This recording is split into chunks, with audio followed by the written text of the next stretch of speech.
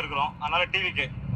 Okay. நான் இப்போ வந்து மாற்றத்துக்கு அப்படின்னோட எல்லாருமே வந்து பாத்தீங்கன்னா புதுசா வந்து விஜய்க்கு தான் சப்போர்ட் பண்ணணும்னு நினைக்கிறாங்க. புதுசா விஜய் தான் வந்திருக்காரு. 4 வருஷமா சீமான் அவர்கள் இல்லங்க. அது வந்து எப்படின்னா வே ஆஃப் டாக்கிங்னு ஒன்று இருக்கு. ஓகேங்களா? அப்ரோச்னு ஒன்று இருக்கு, சிஸ்டம்னு ஒன்று இருக்கு.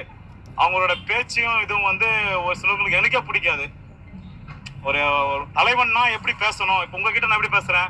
வாங்க போங்க எப்படி பேசுறேன்? வாடா டேய், யாரா இருந்தாலும் தம்பிங்க எல்லாம் சின்னவங்க தான். அவர் உங்க வீட்டு பிள்ளைன்னு சொல்றாரு. நான் உங்க வீட்டு பிள்ளையா பேசுறேன். எங்க வீட்டு பிள்ளை தான். என் பையனை என் பொண்ணை வந்து நான் இஷ்டத்துக்கு பேச முடியுமா? இல்ல, உண்மை சொல்ல போனா ஒரு சில அப்ரோச் எங்களுக்கு அவர் மேல பிடிக்கல. இவர் வந்து அவரோட எல்லாத்தையும், அதாவது இப்ப எல்லாருக்கும் தெரியும், தெரியாத விஷயம் எதுவுமே இல்லை. பார்த்தீங்களா மக்களே, அவர் என்ன சொன்னாருன்னு? அவையடக்கம் தேவை, தலைவன்னா இப்படி தான் இருக்கணும் அப்படின்னு. இதை வந்து பல வருஷங்களாக நானுமே நிறைய சொல்லிக்கிட்டு இருக்கேன். யாழ்ப்பாணத்தில் வந்து ஒரு சின்ன குழந்தை கூட வாங்க போங்கன்னு தான் பேசுவாங்க.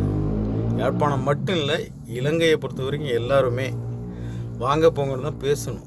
அப்படி தான் பழகுவாங்க எல்லாருமே.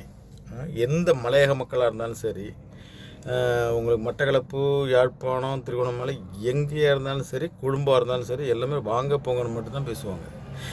இந்த சீமான் அவர்கள் தலைவனாக ஏற்றுக்கிட்ட ஒரு பிரபாகரன் சொன்னால் நிச்சயமாக இந்த மாதிரி வாடா போடாங்கிற வார்த்தையே வராது.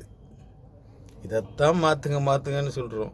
அவர் இப்படி பண்ணிக்கிட்டு அவருக்கு எடுத்துக்கிறார் அப்படின்னு தான் சொல்லணும் இல்லையா? என்ன பண்ணுறது போங்க. தமிழன் சொல்லி நான் அதிமுகக்காரன். இந்த சீமானுக்கு சப்போர்ட் பண்ணி ஓட்டு போட்டு ஒன்றும் ஆக போகிறதில்ல. போட்டு அதை கொஞ்சம் மாற்ற வேண்டாமா? ஒரு அவை அடக்க வேண்டாமா? இது எப்போ தான் மாறியது? சரி, தலைவன் ஏற்றுக்கிட்ட ஒரு பிரபாகரனையாவது நீ தூக்கி பிடிக்கணும்னு சொன்னால் எப்படி இருக்கணும்? என்னமோ போ. இந்த தேர்தல் என்ன முடிவு கொடுக்க போகுது தெரியல, பார்ப்போம். இருந்தாலும் எங்கள் ஓட்டு சீமானுக்கு தான்.